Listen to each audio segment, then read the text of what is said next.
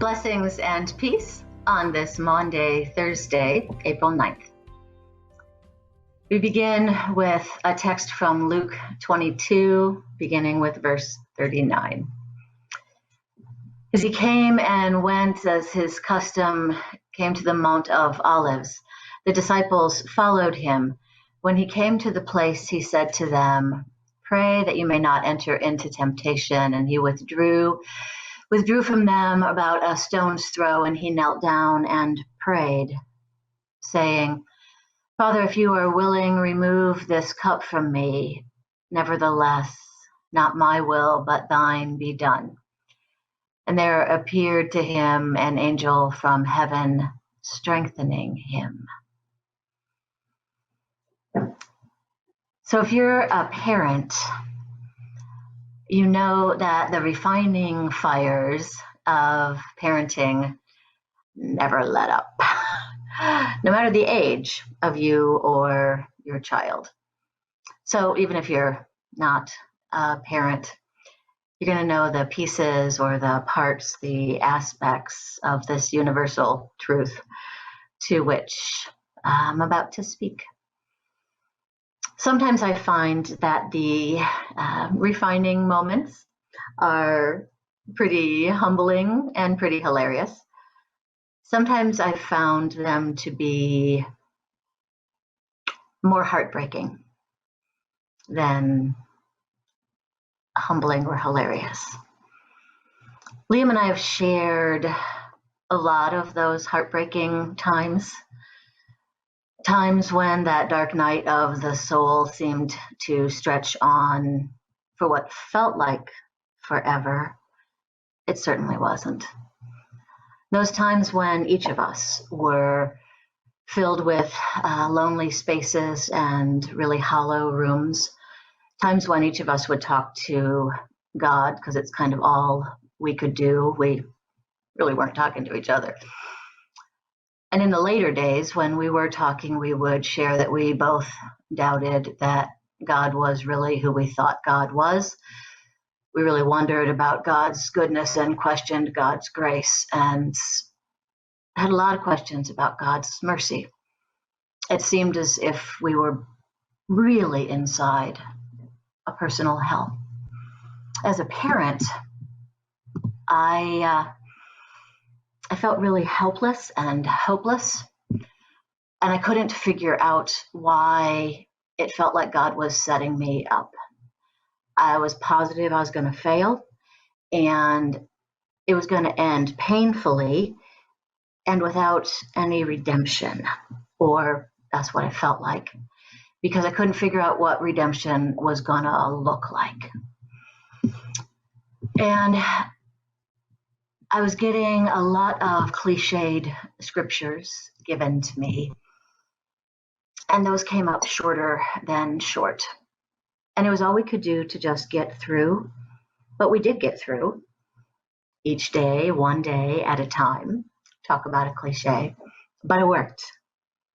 And each day, as we got through, we had to not lose sight of that day.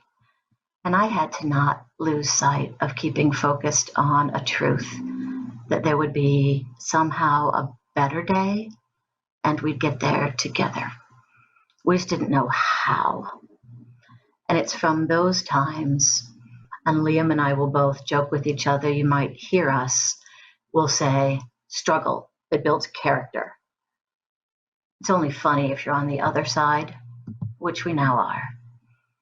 And as a mother and a pastor, the other thing I can say and see on the other side is that those hard places in life, when we have found ourselves there, those are the places that I know won't compare to that place that Jesus found himself that night in Gethsemane.